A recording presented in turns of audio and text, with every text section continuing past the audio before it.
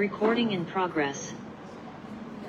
श्रुतिस्मृतिपुराणानाम् आलयं करुणालयं नमामि भगवत्पादं शङ्करं लोकशङ्करं शङ्करं शङ्कराचार्यं केशवं बादरायणं सूत्रभाष्यकृतौ वन्दे भगवन्तौ पुनः पुनः ईश्वरो गुरुरात्मेति मूर्तिभेदविभागिने व्योमवद्व्याप्तदेहाय दक्षिणामूर्तये नमः।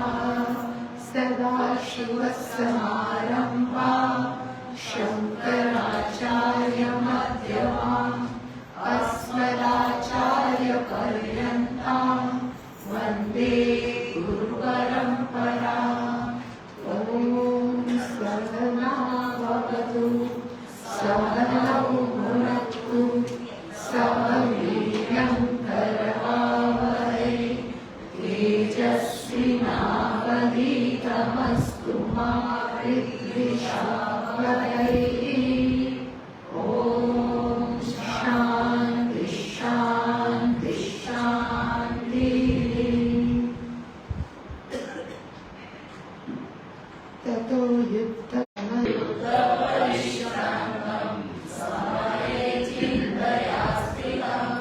रावणं चाग्रतो दृष्ट्वा युद्धाय समुपस्थितम्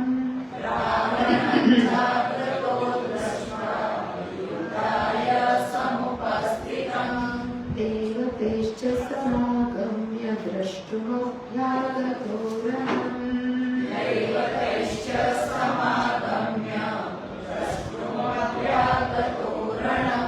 उपगम्या प्रविद्रामम् अगत्स्यो भगवान् ऋषिः।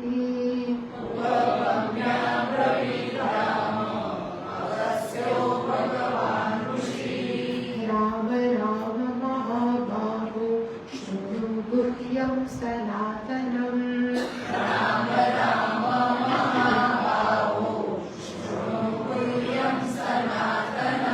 येन सर्वानरिं वत्स समरे विजयिष्यसि।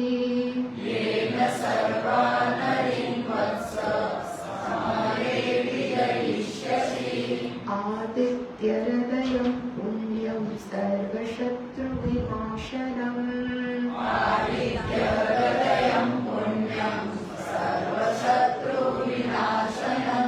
जयावहं जपे नित्यम् अक्षयं परमं शुभम्।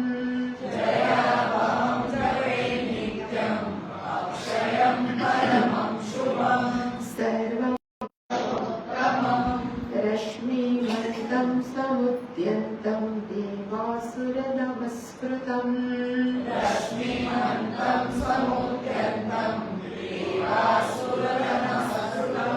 पूजयस्व विवस्वन्तं भास्करं भुवनेश्वरम्।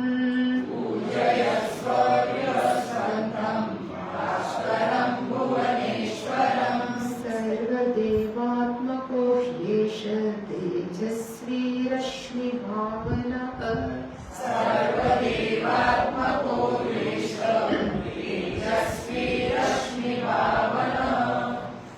અહીંયા છે ને યેશ છે ને કોકટેલનું યેશ દેવાસુરગણાન લોકાન પાતિગભસ્તિભિઃ।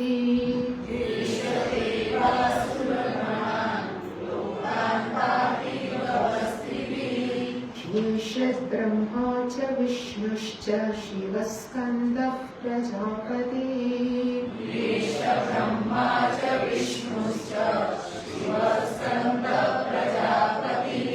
महेन्द्रो धनदः कालो यमः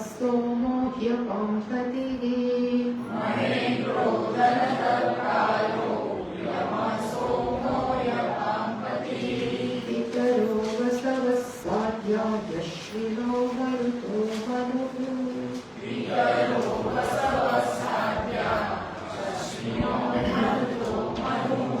वायुर्वह्नि प्रजा प्राणं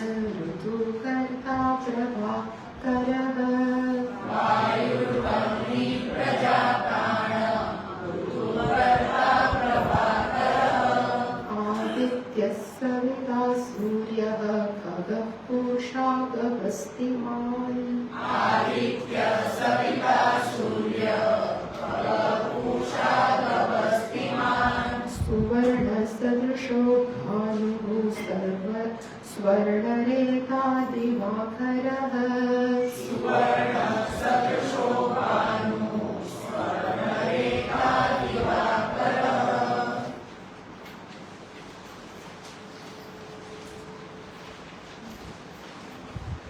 ગઈકાલે આપણે 5 શ્લોક ઓલમોસ્ટ જોયા હતા, પણ આદિત્ય હૃદયની અંદર જાતા પહેલા સંસ્કૃતમાં એક શબ્દ છે, ક્રિયાપદ છે, જે લગભગ બધાને ખબર હોય, ગચ્છ નો અર્થ શું થાય? ગચ્છતિ, જાય છે, he goes કે she goes, ગચ્છતિ. પણ ગચ્છ ક્રિયાપદ છે, એનું મૂળ સ્વરૂપ છે ગમ. ગમ ઉપરથી એ પછી ગચ્છતે, ગમ ગચ્છતિ, એવા ઘણા બધા સ્વરૂપો છે, પણ ગમમાંથી ગચ્છતિ. હવે મને જે પ્રશ્ન પૂછ્યો હતો જયંતભાઈ એકવાર કે આગમઃ અને નિગમઃ બંનેના અર્થ શું થાય? હવે કે બંનેની અંદર એક શબ્દ કોમન છે અને એ ગમઃ. એટલે ગચ્છ શબ્દ છે ને એનો અર્થ થાય ટુ ગો, પણ જ્યારે ગમ કહીએ ત્યારે એક ક્રિયાપદ બને, એને કહેવાય ગમયતિ. ગમયતિનો અર્થ થાય ટુ મેક યુ રીચ. એટલે એ કોઝલ વર્ડ છે. સંસ્કૃત એનું ગુજરાતીમાં નથી આવડતું, પણ it's called in English is causal word. આપણે કંઈક કરતા તો આપણે કહીએ છીએ, પણ કારયિતા કોઈ બીજા પાસે કરે. એવી જ રીતે ગચ્છતિ આપણે જાય છીએ, પણ ગમયતિ કોઈ બીજાને પ્રેરણા કર કે તું ચાલ ચાલ. ઘણા એવા પોતે ન ચાલે, પણ બીજાને પ્રેરણા કરે કે ગમે, એને કહેવાય ગમયતિ. To make someone others to go, એને કહેવાય ગમયતિ.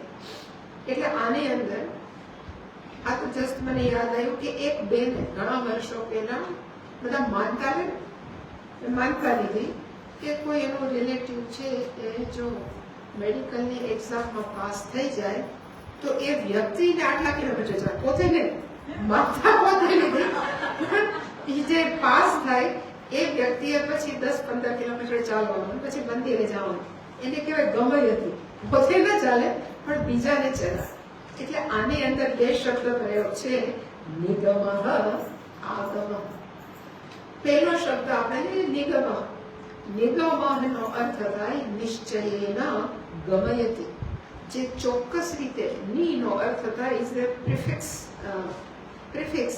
એનો અર્થ થાય કે ગમયતિ, જે ચોક્કસ રીતે તમને પહોંચાડે તે, એને કહેવાય નિગમઃ. એટલે નિગમઃનો અર્થ થાય વેદ. પછી આપણે નિગમઃ ભેગો એક બીજો શબ્દ એડ કરીશ, આગમ નિગમ. પણ આગમઃનો પણ અર્થ થાય આ સમંતાત ગમયતિ ઇતિ આગમઃ. આ સમંતાતનો અર્થ થાય ચારે બાજુથી પ્રયત્ન કરી one who makes you rich. It's called આગમઃ. પેલું તો આપણે જ્ઞાન હોય એટલે કે શિષ્ય તૈયાર હોય, જ્ઞાન સાંભળે, નિશ્ચય ને ગમયતિ. પણ આની અંદર પ્રયત્ન કરી, એટલે કે આગમનો અર્થ છે કે જેની અંદર પૂજાઓ હોય, જેની અંદર ધ્યાન હોય, ઉપાસના હોય, એ બધાનું સરવાળો, એને કહેવાય આગમઃ. નિગમઃ એટલે વેદ છે, જ્યારે આગમઃ નો અર્થ થાય બીજા બધા શાસ્ત્ર, અને ખાસ કરીને પૂજા કરવાની વિધિઓ.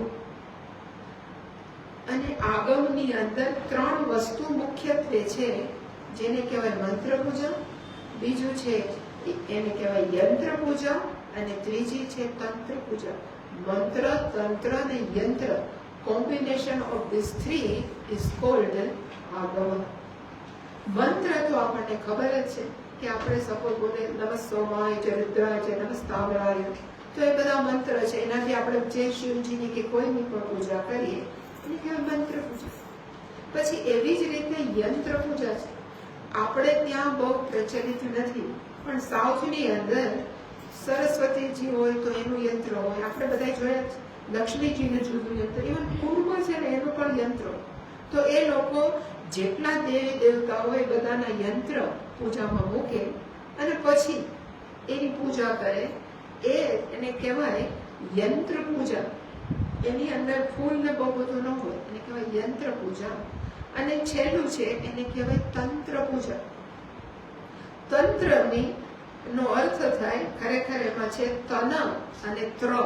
તંત્ર તનમ અથવા તનુ ત્રાયતે, જે આપણા શરીરનું રક્ષણ કરે છે એવી બધી પૂજા એને કહેવાય તંત્ર પૂજા. અને એવું કહેવામાં આવે છે કે એવી 64 પ્રકારની પૂજા છે. તંત્ર પૂજા છે ઇઝ ટોટલ 64 ટાઈપ્સ, 64 પ્રકારની છે.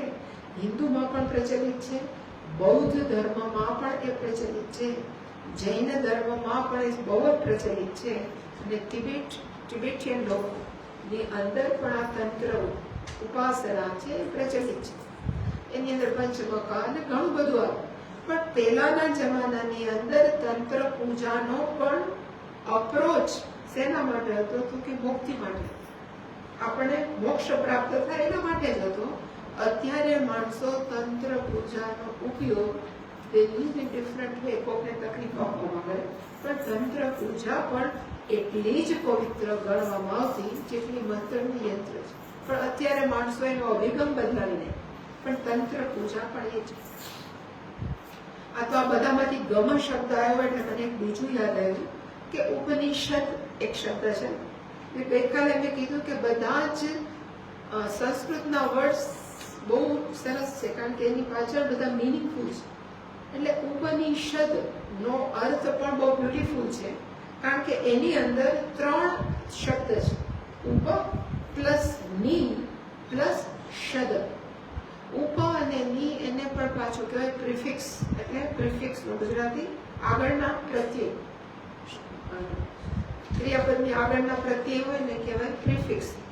જ્યારે શબ્દ છે એ ખરેખર ક્રિયાપદ છે, એ કોઈ શબ્દ નથી પણ ક્રિયાપદ છે. અને એ શબ્દના 3 મિનિંગ થાય. ખરેખર એ શબ્દના 3 અર્થ થાય. વિશરણાર્થે શબ્દ, અવસાદનાર્થે શબ્દ, અને ત્રીજું છે ગમનાર્થે. ગમયતિ એટલે મને માંથી યાદ આવ્યું કે ગમયતિ અર્થે શત શબ્દ.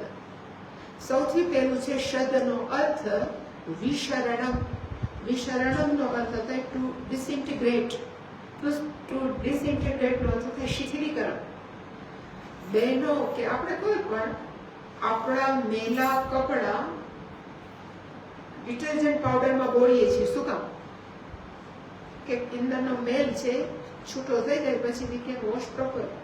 એને સંસ્કૃતમાં કહેવાય વિશિથિલીકરણ. એટલે કે જે વ્યક્તિઓ શાસ્ત્ર સાંભળ્યા જ કરે, ઉપનિષદ, તો એને સંસાર પ્રત્યેની જે અટેચમેન્ટ, આસક્તિ છે એમાં શું થાય? વિશિથિલ. અત્યંત અટે છે તો જરાક ઓછું થાય, એટલે એને કહેવાય વિશિથિલીકરોતિ. ઉપનિષદ શું કરે? પહેલું કામ તો કે વિશિથિલીકરોતિ, આપણને જરાક લૂઝ કરે. અત્યંત પ્રબળ આકર્ષણ સંસાર પ્રત્યે જેનાથી લૂઝ કરે. બીજું છે અવસાદયતિ. અવસાદયતિનો બીજો અર્થ થાય નાશયતિ. It max destroy. નાશ કરે. કેનો નાશ કરે? તો કે અસ્ય અજ્ઞાનસ્ય. આપણા અજ્ઞાનનો એ શું કરે? તો કે નાશ કરે. અને છેલ્લો અર્થ છે ગમયતિ. ગમયતિનો અર્થ થાય ઇટ મેક્સ યુ રીચ. આપણને પહોંચાડે. કોની પાસે પહોંચાડે? તો કે આપણે પોતા પાસે. જે આપણે માનીએ છીએ કે આપણે ખોવાઈ ગયા છે, ક્યાંક શોધીએ છીએ શાંતિની ખોજ, પછી સુખની ખોજ, સલામતીની ખોજ, એ ક્યાંય કરવાની જરૂર નથી, તમારી અંદર જ છે. ત્યાં આપણને પહોંચાડે. ક્યારે? તો એને કીધું કે ઉપરનો અર્થ થાય ગુરુ ઉપસદને દત્વા. પ્લીઝ ગો ટુ ગુરુ ઉપસદન. એટલે કે ગુરુ પાસે જાઓ, અને ગુરુ જો ઉપદેશ આપે તો ની નો અર્થ થાય નિશ્ચય, ડેફિનેટલી, ચોક્કસપણે આ 3 થશે થશે ને થશે. પહેલા આકર્ષણ સંસારનું ઓછું થશે, બીજું અજ્ઞાનનો નાશ થશે, અને ત્રીજું ગમયતિ ઇટ મેક્સ યુ રીચ. આપણને પહોંચાડશે. એટલે અમારા પૂજ્ય સ્વામીજી કહેતા કે પહોંચાડ્યા વગરનું પહોંચાડે.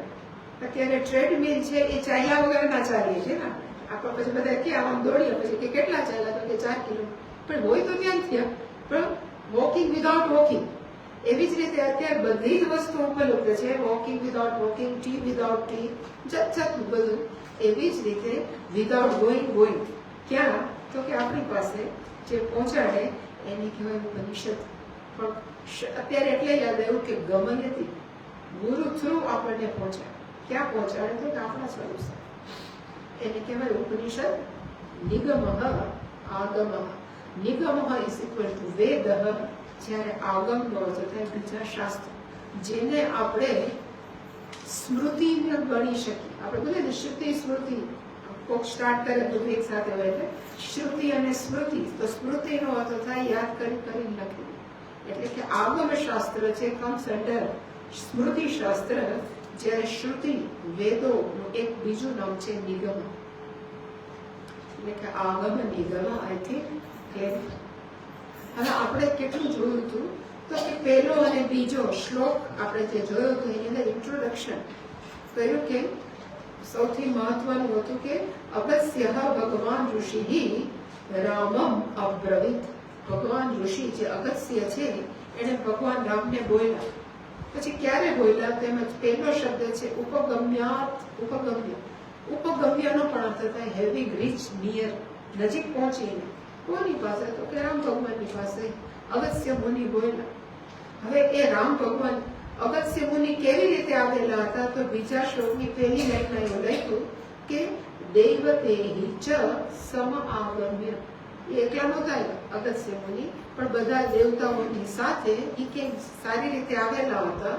અને અભ્યાગત એટલે એ પહોંચેલા હતા કઈ જગ્યાએ? તો કે રણમનો અર્થ થાય યુદ્ધ ક્ષેત્ર. ત્યાં ભગવાન ઋષિ અગસ્ય આવ્યા હતા અને ત્યાં એને રામમ દ્રષ્ટો, રામને જોયા. પણ કેવા રામ હતા? તો યુદ્ધ પરિશ્રાંતમ રામમ સમરે ચિંતયા સ્થિતમ રામમ. એવા રામને જોઈ અને એ નજીક ગયા ને યુદ્ધાય રાવણ અગ્રતઃ દ્રષ્ટવા સમુપસ્થિતમ રામ. આ ત્રણ રામ માટેના વિશેષણ વાલ્મીકીજીએ વાપર્યા કે ભગવાન કેવા હતા? તો યુદ્ધથી થાકેલા હતા. રામ ભગવાન કેવા હતા? સમરે યુદ્ધ ક્ષેત્રે ચિંતયા સ્થિત, યુદ્ધ ક્ષેત્રની અંદર કઈક વિચારની અંદર ઉભેલા હતા. સ્થિતમ ઉભેલા હતા. અને રાવણમ ચક્રતઃ દૃષ્ટ, રાવણને પોતાની સામે જોઈ. શેના માટે રાવણ ઉભો હતો? સેકન્ડ કરવા માટે? તો કે ના, યુદ્ધાય સમુપસ્થિત. એ શેના માટે ઉભેલા હતા? તો કે યુદ્ધ માટે. એને જોઈને રામ કેવા થઈ ગયા હતા? તો કે ચિંત.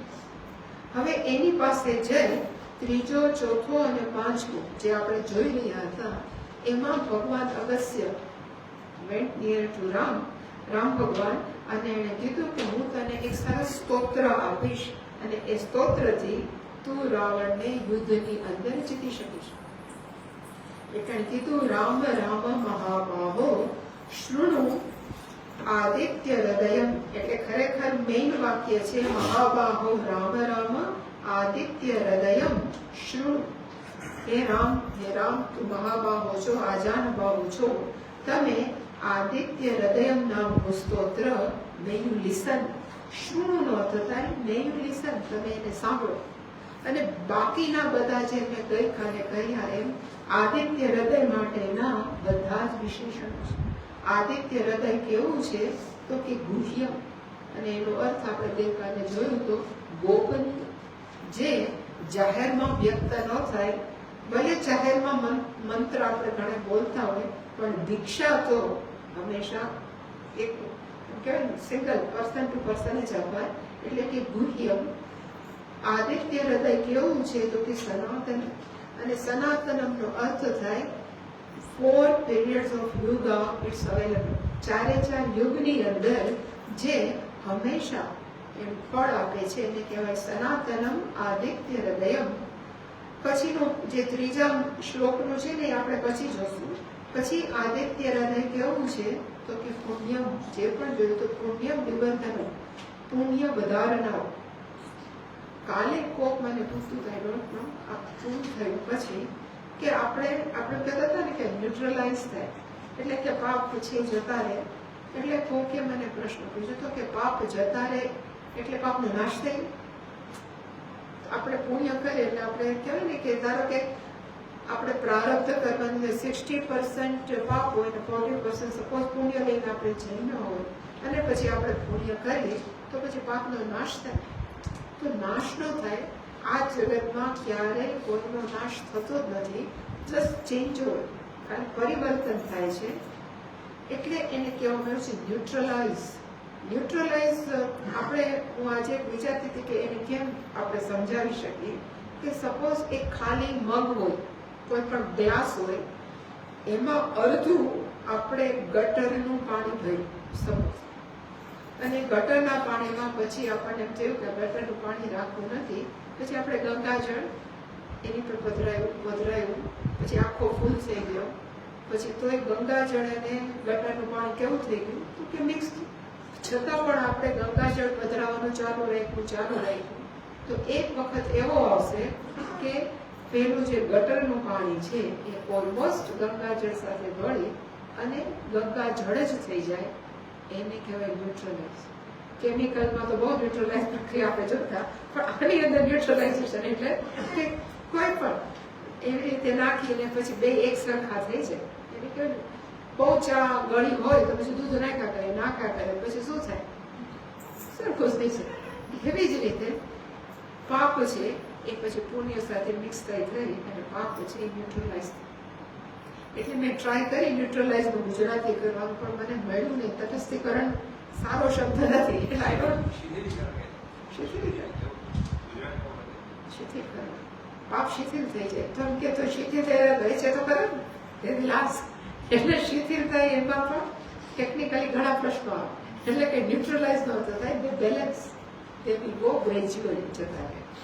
એટલે પુણ્યમ વિવર્ધતે, આ કેવું છે? આદિત્ય હૃદયમ પુણ્ય વધારનારું સર્વ શત્રુ વિનાશન, બધા જ શત્રુઓનો નાશ કરવા. અને શત્રુનો નાશ આદિત્ય હૃદય કેવી રીતે કરી શકે? તો ગઈકાલે આપણે જોયું હતું કે બધા જ જે એરોથી ફેંકાતા, જે પણ આપણે બાણથી ફેંકાતા બ્રહ્માસ્ત્ર છે કે કોઈ પણ અસ્ત્ર છે એ હંમેશા મંત્રિત હતા. અને એ મંત્રની અંદર હંમેશા બધા જ બીજાક્ષર કે આ મેં કીધું ગાયત્રી શબ્દોના ફોન્ટ્સ અક્ષરોનો કરી અને પછી એનું શું કરતા હતા તો એને કરી અને એનું બનાવતા હતા. એટલે એનાથી સર્વ શત્રુ વિનાશન, એ શત્રુનો શું થાય તો કે નાશ થાય. પછી આપણે જોયું હતું કે આદિત્ય હૃદય કેવું છે? જય આવહ. આવહનો અર્થ થાય ઇટ બ્રિંગ્સ, લઈ આવે છે. કોને? તો કે જયમ. જયમનો અર્થ થાય વિક્ટરી, સફળતા. આદિત્ય હૃદય છે અને વિક્ટરી ઇઝ ઓલવેઝ રિલેટિવ, અપેક્ષિત. જેને જે પ્રકારની વિક્ટરી જોતી હોય, સફળતા જોતી હોય મળી શકે. જયાવહ જપેત નિત્યમ, જો રોજ એનો જપ કરવામાં આવે તો જયમ આવહતી, એ જયને આપણી પાસે વિક્ટરીને કે સફળતાને લઈ આવે છે. અક્ષય, આદિત્ય હૃદય કેવું છે તો કે એનો ક્યારેય નાશ નથી થતો. પરમમ શુભમ, અત્યંત કલ્યાણકારી છે. શુભમનો અર્થ આપણે જોયો હતો. અને સર્વ મંગલ માંગલ્ય, આદિત્ય હૃદય કેવું છે તો કે સર્વ મંગલ માંગલ્ય, ઘણી બધી વસ્તુઓ છે જે મંગલકારી છે, એમાં સર્વાધિક મંગલ કરતા આદિત્ય હૃદય.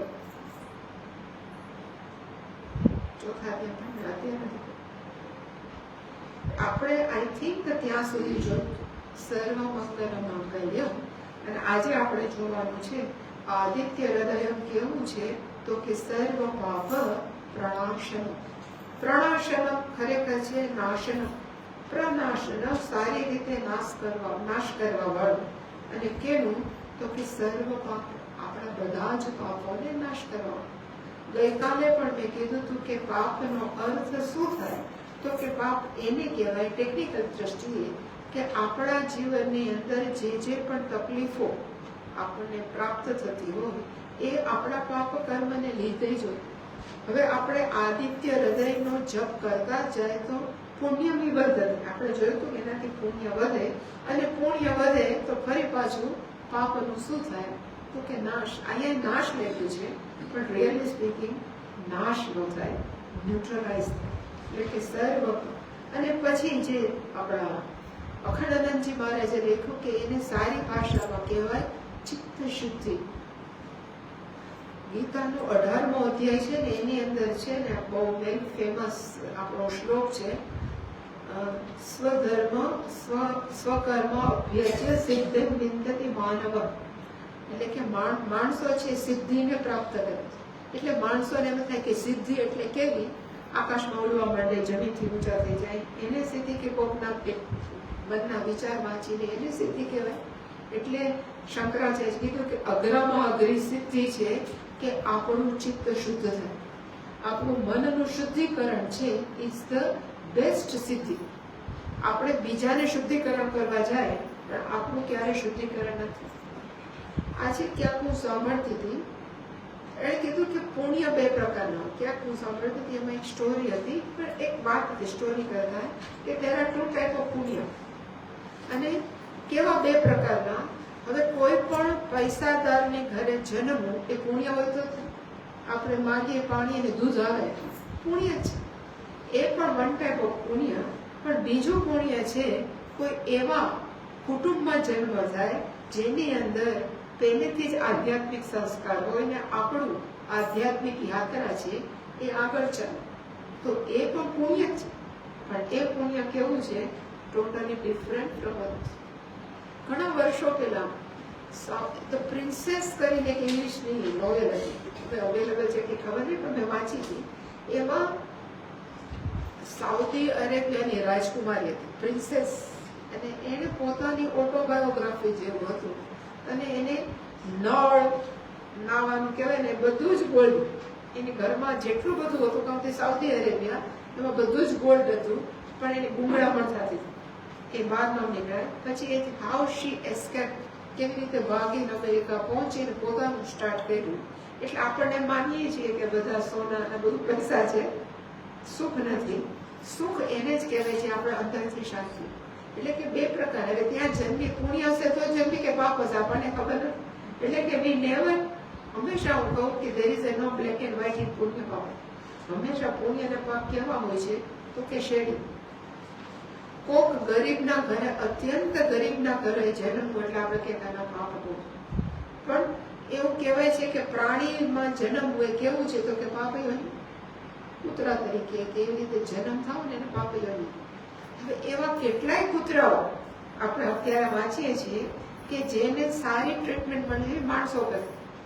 એના માટે સારું ખાવાનું હોય, એને સારા કપડાં લઈ આવે, એને નાના નાના શૂઝ આપે, તો એ પુણ્યશાળી છે કે આપણે પાપશાળી આપણે ખબર નથી. એટલે કે હંમેશા પાપ અને પુણ્ય નેવર બ્લેક એન્ડ વ્હાઇટ. પાપ અને પુણ્ય હંમેશા કેવા છે તો કે એને શેડિંગ છે.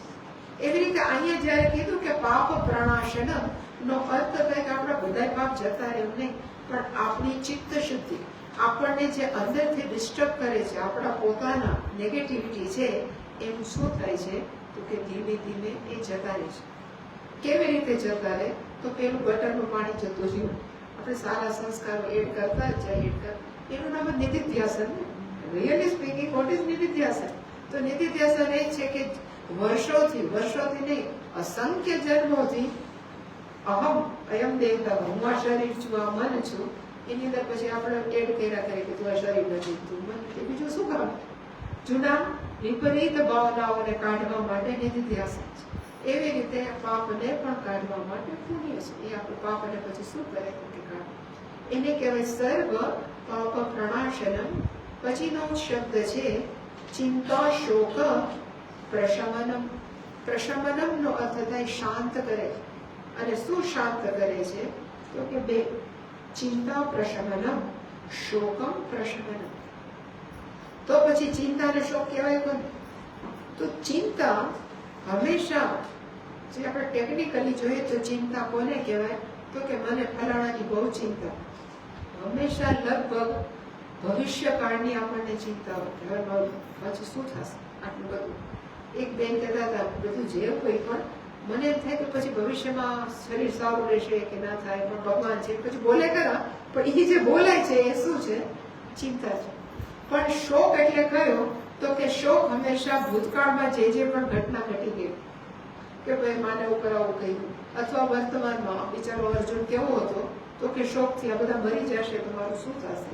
એટલે કે હંમેશા વર્તમાન કાળ અને ભૂતકાળ છે શોક પ્રદાતા, જ્યારે ભવિષ્યકાળ છે આપણને ચિંતા હોય. પણ જેને અને એમાંથી મુક્ત થવા માટે માણસોએ શું કરવું જોઈએ? તો અહીંયા લખ્યું છે કે આદિત્ય હૃદય, પણ કોઈ પણ ઈશ્વરનું આલંબન ઇઝ ધ શ્રેષ્ઠ. અત્યારે આલંબન કહ્યું છે તો કે વાત કોની થાય છે કે આદિત્યની, સૂર્ય ભગવાનની. પણ આપણા જીવનની અંદર આપણને કોક આલંબન જોઈએ. આલંબનનો અર્થ થાય અત્યારે આપણે કોક ઉપર ડિપેન્ડન્ટ ને એને આલંબન કહેવાય. કે ઘરના પરિવારો emotionally they are dependent to each other. માંદા પડે તો આ ઘરના છે મને સાચવી રહેશે, એને કહેવાય વી આર ડિપેન્ડન્ટ. એવી જ રીતે કંઈક થયું, પેલા ભાઈ છે ને કે પેલો છે ને સંભાળીએ છે, એટલે આપણે હંમેશા લાગણીની દ્રષ્ટિએ કોક ઉપર અવલંબિત હોય છે. અને દર વખતે આપણીને લાગણીને પંપાળવા વાળા 24 કલાક અઠવાડિયું કે all the life time available હોય એવું જરૂરી નથી. ક્યારેક એ આગળ પાછળ કોઈ વ્યક્તિ છે એ જતું પણ રહે, અને ક્યારેક એનું મગજ ફરી જાય તો ભાઈ હવે નથી કરવું, ચા ડિવોર્સ ગમે થાય તો પછી માણસનું શું થાય તો કેમ થાય કે મારું શું ભાગી ગયો, તૂટી ગયું. એટલે કે માણસને હંમેશા કોક વસ્તુ એવી જોઈએ જેના ઉપર અવલંબિત રહેશે. અને બેસ્ટ વસ્તુ જીવનમાં કઈ છે જેના ઉપર આપણે કોઈ પણ ચિંતા કર્યા વગર ડિપેન્ડન્ટ રહી શકીએ? ઈશ્વર, ભગવાન છે. પછી આદિત્ય કહે કે કોઈ પણ નામ આપો, એના ઉપર આપણે, એટલે કે આપણું દુઃખ જો આપણે એને આપી દઈએ તો ક્યારે પણ આપણને ચિંતા ન થાય. આપણે એમ કહીએ તો બેઠો જ છે, જે કરશે એ સારું કરશે. આપણે ઘણીવાર મિકેનિકલી બોલી જાય કે હું ઈશ્વરનો ઈશ્વર મમરો, તો કે છે મને ભૂલી ગઈ છે એક ભજન છે, ભજન કરતા કવિતા છે, જે કરે તે મમ હિતનું, એ આશ જાય નહીં, એ વિશ્વાસ જાય નહીં, એવું એક છે. પણ મને આખું યાદ નથી. પણ 100% જો ઈશ્વર ઉપર આપણે આધારિત થાય કે જે પણ કરશે જેમાં કર્મયોગ આવી જ જાય, પણ એને કહેવાય કે આપણે કેવા થઈ ગયા તો કે આલંબન કોકને છે. આનાથી સેજ સાઇડ ટ્રેક કરું, પણ અમુક જગ્યાએ જે વેદાંતના નિષ્ણાતો હોય ને એ એમ કહે છે કે પછી એકવાર આપણે જાણી ગયા કે અહમ બ્રહ્માસ્મિ, પછી ઈશ્વરની શું જરૂર? એવા દલીલ કરવા વાળા વેદાંતિઓ છે.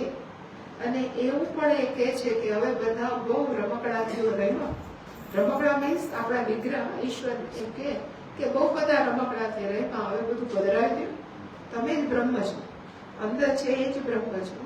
બ્રહ્મ છે આપણને ખબર છે, પણ બ્રહ્મ છે એવું આપણું વર્તન છે ખરું? અને જો ન હોય તો આપણને એ રાઈટ નથી કે આપણે બધા ફેંકી દઈએ.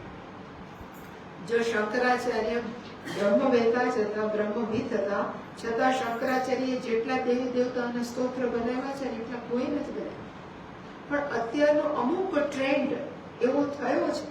એટલા માટે હું કહું છું કે ઇવન આફ્ટર નોલેજ કે હું પરમાત્માથી અલગ નથી, છતાં પણ જીવ જીવ છે અને ઈશ્વર ઈશ્વર છે. ધારો કે તરંગને જ્ઞાન થયું, મોજામાં સમુદ્રની અંદર તરંગ એટલે કે મોજું વેવ, એને જ્ઞાન થયું કે હું પાણી છું, પણ છતાં તરંગ તરંગ જ છે અને દરિયો દરિયો જ છે. એવી જ રીતે જ્યારે આ સત્તાની અંદર, વ્યવહારિક સત્તાની અંદર જ્યારે આપણે વ્યવહાર કરીએ છીએ ત્યારે ગમે એટલું આત્મજ્ઞાન થયું હોવા છતાં પણ જીવ જીવ જ છે. એને આ શરીરમાં છે ત્યાં સુધી જીવ પણ રહેવાનું જ છે, છૂટે ત્યારે જે થાય, પણ ઈશ્વર છે ઈશ્વર જ છે. એટલે કે ઈશ્વરના નિયમો છે આપણને લાગુ પડે પડે અને પડે.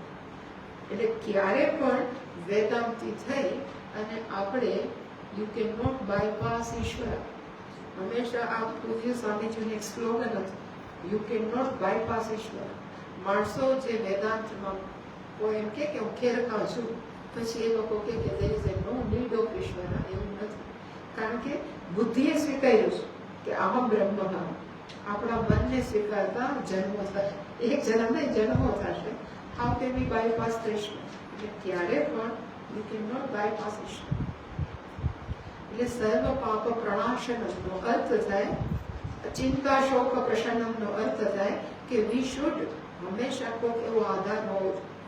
એટલે હંમેશા અમને પૂજ્ય સ્વામીજી કહેતા કે અમારું અનાઈકટી ત્યાં પણ મોટું ટેમ્પલ છે દક્ષિણામૂર્તિનું, બધાના છે, શંકર ભગવાનના.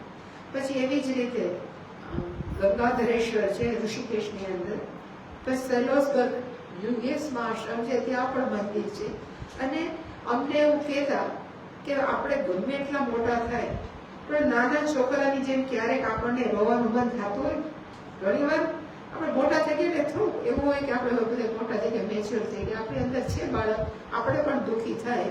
અને દુઃખ જ્યારે આપણે કોઈને ન કહી શકીએ ત્યારે શું કરવું જોઈએ? એટલે એણે કીધું કે દક્ષિણામૂર્તિનો ખોળો ખાલી છે. યુ શુડ વિઝ્યુલાઇઝ, તમારે હંમેશા વિઝ્યુલાઇઝ કરવું જોઈએ કે જેવી રીતે નાનું છોકરું કેમ મા બાપના ખોળામાં બેસી જાય અને કાલી કેલી ભાષામાં ઓલાય આમ કેવી, પછી માં કે વાંધો નહીં બેટા, એવી જ રીતે હંમેશા તમે વિઝ્યુલાઇઝ કરો ક્યારેક તકલીફ આવે કે હું ઈશ્વરના ખોળામાં બેઠો છું અને મારી જે પણ તકલીફ છે હું કહી દઉં છું. પછી ભગવાન જાણે, તકલીફ જાણે, આપણે કેવા થઈ જાય તો કે હળો. એટલા માટે જીવનની અંદર હંમેશા અવલંબન જોઈએ. કારણ કે આપણે ક્યારે પણ ઇમોશનલી ઇન્ડિપેન્ડન્ટ ન થઈ શકીએ. ક્યાંક ને ક્યાંક આપણને જોઈએ કે આપણું કોઈક સાંભળે તો સર, કોઈ સમજે તો સર. અને સમજવાને અને ઇન્ટરેસ્ટિંગ છે, તમે બી માર્ક કર્યું હશે, આપણને ક્યારેક દુઃખ હોય ને આપણે કોઈને ફોન કરીએ કે જોજે આજ કેવું થયું, પછી તારી વાત પછી પેલું મારું સાંભળ. એટલે બધાને પોતપોતાની તકલીફમાં જ કહેવામાં રસ હોય. Nobody has time to listen us better કહ્યું છે તો કે ભગવાન. ઇવન અમને તો સ્વામીજી એમ કહેતા કે તમે ક્યારે માર્ક કર્યું હોય કે ન કર્યું હોય, પણ સપોઝ દુર્ગા દેવી છે તો સિંહ ઉપર કેમ બેસે છે? બે બાજુ રાખી ન બેસે, પલો એક બાજુ પગ ને આગળ પલોઠી. કોઈ પણ દેવી દેવતાઓ તમે જરાક શંકર ભગવાન બધા જો તો બધાના ખોળા સ્વામીજી કે ખાલી જ છે.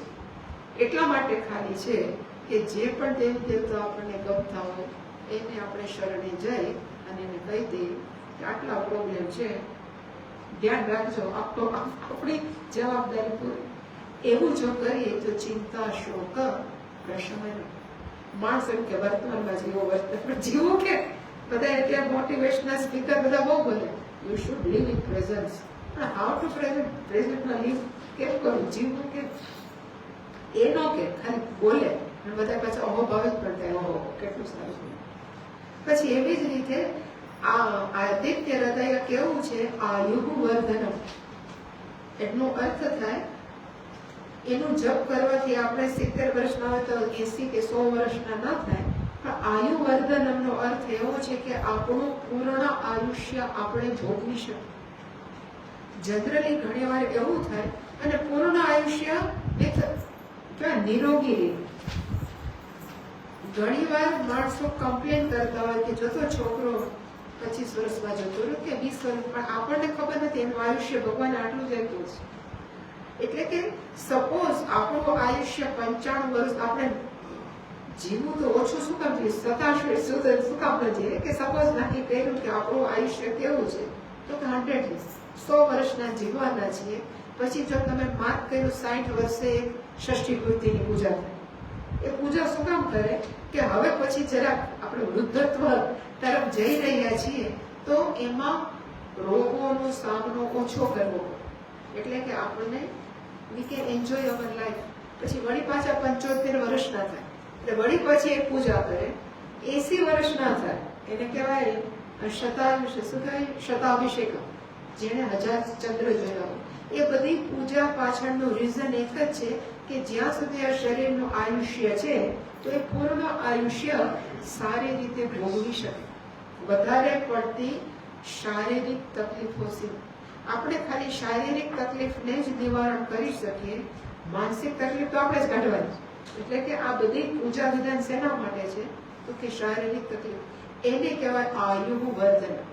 વધતું નથી આયુષ્ય, જેટલું લખાવીને હોય એટલું જ હોય, પણ એની અંદર બને ત્યાં સુધી ફિઝિકલી પ્રોબ્લેમ ઓછા છે. એને કહેવાય આયુ વર્ધનમ. અને આદિત્ય હૃદય કેવું છે? ઉત્તમ, અત્યંત શ્રેષ્ઠ છે. જેની અંદર બધું જ આવી ગયું છે એવું આદિત્ય હૃદય. અને પછી અગત્ય ખરેખર એમ કે છે કે યેન એવું કંઈક હતું ને, યેન સર્વાન અરિન વત્સ સમરે વિજયિષ્યસી. ત્રીજા શ્લોકનું સેકન્ડ લાઈન. યેન એવું શબ્દ છે. યેન સર્વાન અરિન વત્સ સમરે વિજયિષ્યસી. યેનનો અર્થ થાય જેના વડે. કોના વડે? આદિત્ય હૃદય સ્તોત્રેણ. આદિત્ય હૃદયના સ્તોત્રથી સર્વાન અરિન. અરિન અર્થ થાય શત્રુ. સર્વાન એટલે કે બધા. સર્વાન અરિન હે વત્સ, હે રામ, ત્વમ સમરે વિજયિષ્યસી. તું યુદ્ધ ભૂમિની અંદર બધા જ શત્રુઓ પર શું પ્રાપ્ત કરીશ? તું વિજયને પ્રાપ્ત કરીશ. જેને સંસ્કૃતનું થોડું જ્ઞાન છે, અહીંયા બધું શ્યસી શ્યસી છે. એવરીથિંગ ઇઝ ફ્યુચર ટેન્સ, ભવિષ્યકાળ છે. તું ભવિષ્યમાં, કારણ કે જે રામ તો ચિંતામાં હતા, એટલે ઇન ફ્યુચર તું જીતી જઈશ. એટલે કે 4-5 શ્લોક સુધી શેનું વર્ણન છે? તો મેં કીધું માર્કેટિંગ. આદિત્ય હૃદયનું શું કર્યું? તો કે માર્કેટિંગ. હવે પછીના 7, 8, 9 જે મેં કીધું કે બધા જ શ્લોક શેના માટે છે? તો કે સર્વ દેવાત્મક.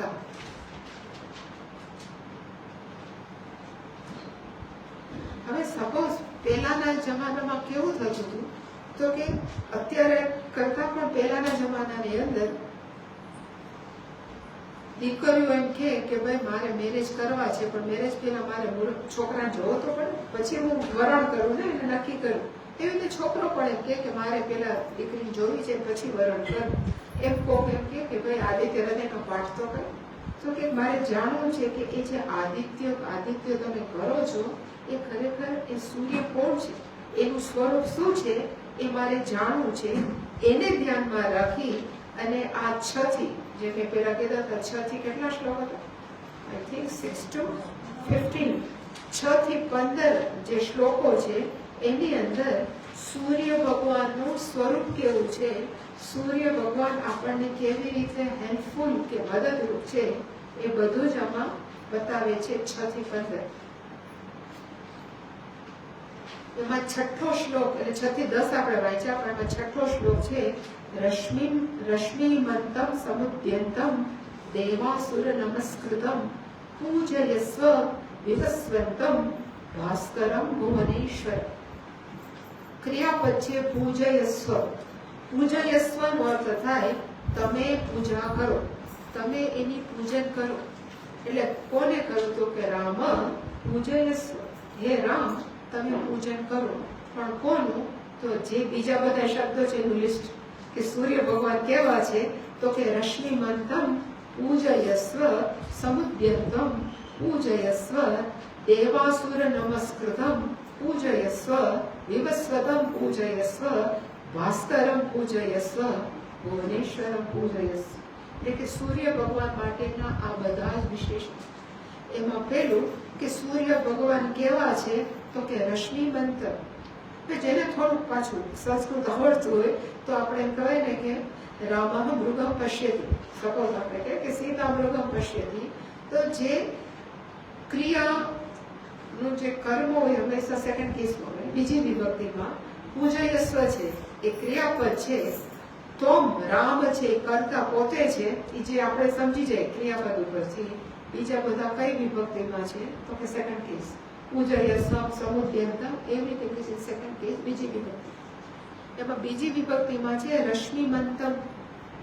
હવે આપણે ગુજરાતીમાં બોલીએ છીએ, સંસ્કૃતમાં હોય બુદ્ધિમાન, મતિમાન, કીર્તિમાન. એ બધાના અર્થ શું થાય એ તો આપણને આવડે. ભક્તિમાન, તો જે વ્યક્તિની અંદર ભક્તિ બહુ છે એની કહેવાય ભક્તિમાન. પછી મતિમાન, બુદ્ધિ બહુ છે તો મતિમાન. એવી જ રીતે કીર્તિમાન, જેની કીર્તિ બહુ છે કીર્તિમાન.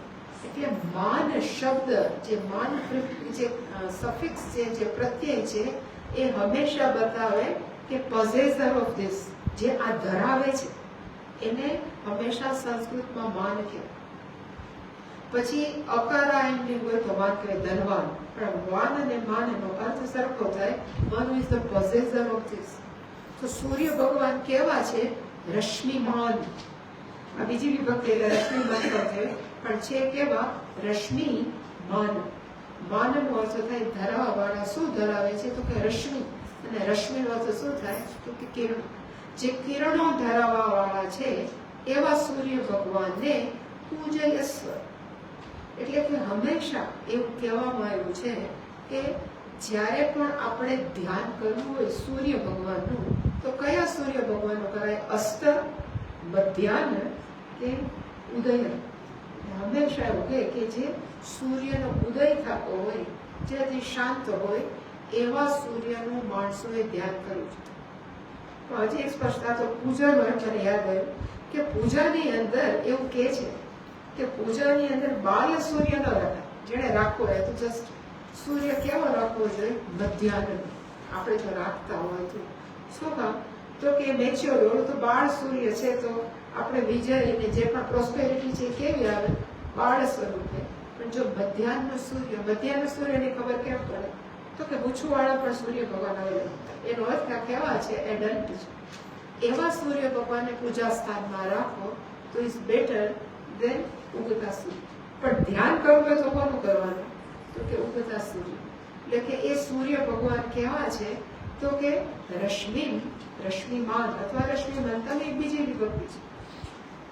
એટલે હંમેશા એવું કહેવાય છે કે સૂર્યના કિરણો હંમેશા કેવા છે? ઉર્જા પ્રદાતા. આપણને એને જોઈ અને એનર્જી આપે.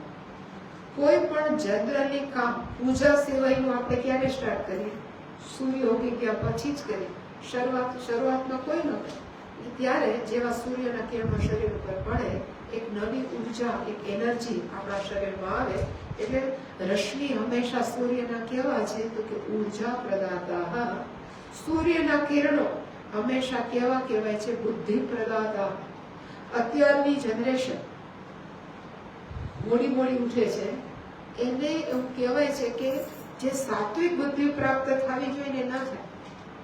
મારા ધ્યાનમાં આજે અહીંયા બી હશે પણ મને ખબર નથી, પણ મારા ધ્યાનમાં એક બાળક છે, યુવાન છોકરો છે, એનું બ્રેકફાસ્ટ 12 વાગે થાય, એનું લંચ 5 વાગે થાય અને એનું ડિનર રાતે 12 વાગે થાય. અને પછી 3 વાગે સૂવે અને 11 વાગે ઉઠે. એટલે એવા કદાચ હોય પણ આપણને એમ લાગે કે એમાં કંઈક ડલનેસ છે. જેમ કહેવાય જે તરવરતા યુવાનો હોય એવા તરવરતા યુવાનોનો એ તરવરાટનો અભાવ હોય. કારણ કે સૂર્યના કિરણો જે સવારે પડે એ ઓલવેઝ આપણને શું આપે? તો એનર્જી. એટલે બુદ્ધિ પણ સાત્વિક આપી શકે સૂર્ય ભગવાન. એટલા માટે જ આપણે ગાયત્રી કરીએ છીએ ઉગતા સૂર્ય સાથે. આયુ પ્રદાતા. હંમેશા ઉગતા સૂર્યના કિરણો આયુ, સારું આયુષ્ય. આયુ પ્રદાતા ફરીવાર કે સારું આયુષ્ય. જીવન જેટલું જીવીએ એટલું આપણું કેવું હોવું જોઈએ? તંદુરસ્ત, નિરોગી. જે ગઈકાલે મેં કીધું કે સૂર્યના કિરણો is always gives vitamin D, જે આપણા બોન્સ એટલે કે હાડકા માટે અત્યંત જરૂરી છે. અને એ એટલે તમે સૂર્ય નમસ્કાર કરો કે જપ કરો તો આપણું શરીર કેવું રહે? તો આયુષ્ય છે સારું. આયુ પ્રદાન. રુદ્રમ મેં કાલે પણ ઉલ્લેખ કર્યો હતો. રુદ્ર પ્રશ્ન કહીએ છીએ આપણે, જે રુદ્ર પ્રશ્ન એની અંદર એક મંત્ર છે યસ્તાम्रो અરુણ ઉત બભ્રુસુ મંગલ.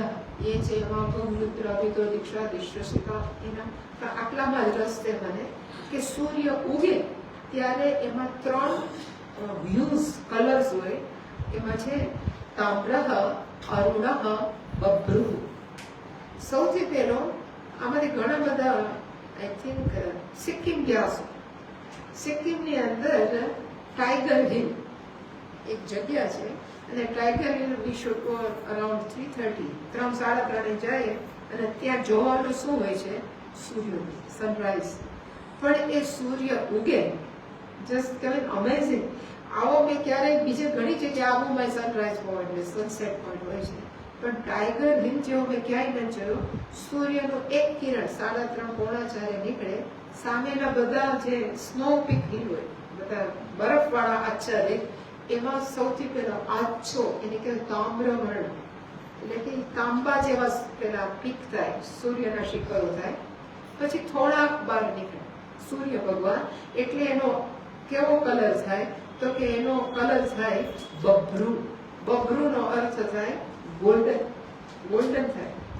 ચારે બાજુ એમ થાય કે 1000 દીવા બળે. બહુ સરસ એ જગ્યા છે. અને છેલ્લું અરુણ, ખરેખર નીકળે ત્યારે લાલચોળ. એટલે સૌથી પહેલો અરુણ લાલ, લાલચોળ આપણે અગ્નિનો ગોળો. પછી એમાંથી થાય તામ્રહ, તામ્રહમાંથી પછી થાય બભ્રુહ, અને પછી એકદમ બ્રાઇટ થઈ જાય. પણ એ સૂર્યનું જે વ્યક્તિ મેડિટેશન કરે એનું જીવન, એનું મન, એની બુદ્ધિ પણ કેવી થાય? તો કે સૂર્ય છે. એટલે હંમેશા રશ્મિમંતમ પૂજયસ્વ. અને ખરેખર આપણી પૂજાઓ અત્યારે મિકેનિકલ થઈ ગઈ, પણ પહેલાના જમાનામાં આપણે જ્યારે પૂજા કરીએ રશ્મિયંતમ અર્ચયામી, આપણે પુષ્પ ચડાવીએ ત્યારે મનમાં સ્ટ્રાઇક થવું જોઈએ કે સૂર્ય ભગવાન કેવા છે? જે અત્યંત કિરણો ધરાવે છે એવા સૂર્ય ભગવાનને ખૂબ ચડાવે તો એ આપણા મનમાં રિફ્લેક્ટ કરે. એવું છે કે what you think so you become. એવું હંમેશા આપણે કહીએ કે આપણે જેવું વિચારીએ એવું થાય. એકાદ જગ્યાએ હું ગઈ હતી, ત્યાં એક બેન હતા, એ બોલે કે હું ભગવાનની પૂજા બહુ કરું છું, આમ કરું છું, વેદાંત સાંભળું છું, આ છે બધું છે. પણ પછી ઉંમર થાય પછી ખબર નથી, પ્લસ માઇનસ થાય, આવું થાય, પછી તબિયત સારી. કેટલું આપણે શું કામ એવું વિચારીએ? હંમેશા એવું જ વિઝ્યુઅલાઇઝ કરવું કે આપણે મરીએ ત્યાં સુધી દોડતા જ આપણે. એટલે આપણે જો વિચારીએ તો એ થાય, પણ જો આપણે એક થોડું 50% વિચારીએ કે શરીર માનવું પડશે તો એ પડે છે. એના કરતા બેટર કયું છે? હંમેશા ઉચ્ચ રાખો, ઉચ્ચ વિચાર, નહીં નિશાન. હવે સમજાય ત્યારે પેલા તો આપણે પેલામાં લખતા નિબંધ, પણ હંમેશા આપણે જે વિચારીએ એવું જ થાય, જે વિઝ્યુઅલાઇઝ કરીએ એવું જ થાય. તો હંમેશા એવું જ આપણે વિઝ્યુઅલાઇઝનો અર્થ વિચાર ધ્યાનમાં જોવું. વિઝ્યુઅલાઇઝ એટલે આપણે મનમાં એવું જોવું કે હંમેશા આપણે કેવા છીએ? 100 વર્ષ સુધી પણ સ્વસ્થ છીએ, 100 વર્ષ સુધી પણ આપણે ભગવાન સાથે ભક્તિ કે આપણે જે પણ કરવું છે કરી શકીએ છીએ. આપણે જ્ઞાનનો અભ્યાસ તો આપણે એવા જ રહીશું. ક્યારે એવું માનવું જ નહીં કે આપણે બાંધા પડશું. હંમેશા કેવા છે? એટલે કે એવું સૂર્યનું જ્યારે આપણે ધ્યાન કરતા હોય ત્યારે વિચાર. અને સૂર્ય ભગવાન છે એ કેવા છે? સમુદ્યંતમ પૂજયસ્વ. એટલે સૂર્ય ભગવાનનું એક બીજું નામ છે સમુદ્યંતમ. સમ ઉદ્યંતમ. ઉદ્યંતમ એટલે ઉગી રહ્યા છે. સમ એટલે કે સારી રીતે. વન ઇઝ રાઇઝિંગ પ્રોપરલી, જે બહુ સારી રીતે ઉગી રહ્યા છે એવા સૂર્ય ભગવાનનું શું કરવું જોઈએ? તો કે પૂજયસ્વ. હે રામ ભગવાન, તમારે પૂજન કરવું. ફરીવાર રુદ્ર પ્રશ્નની અંદર એક એવા મંત્ર છે, असौयो वसर्पति नीलग्रीवो विलोहितः उदैनं गोपा अदृशन् अदृशन् उदहायः उदैनं विश्वा भूतानि सदृष्टो मृडयाति न. એવું એક રુદ્ર પ્રશ્નમાં છે. પણ એમાં એવું વર્ણન છે કે સૂર્ય ભગવાન જ્યારે નીકળે છે એટલે યહ વસતિ, વસપતિ એટલે કે જ્યારે આકાશમાં ફરે છે એ સૂર્ય ભગવાન જેવા નીકળે એટલે પછી પેલી ઉદાહરણનો અર્થ છે પરિહાર. પરિહારીને એમ થાય સૂર્ય ભગવાન નીકળી ગયા છે એટલે ઉદકમ હરતી, એટલે ચાલો હું જઈ અને પાણી લઉં. એવી જ રીતે ગોપાહા, બધા જે ગોપર બાળકો હોય એને ચાલો હવે ગાયને લઈ જાય, કારણ કે હવે તો સૂર્યોદય છે. બહુ સરસ એ રુદ્ર પ્રશ્ન છે. એ શું કામ કરે છે? તો કે વિલોહિતઃ યહ સર્પતિ. ધીમે ધીમે ધીમે આકાશમાં શું કરે છે?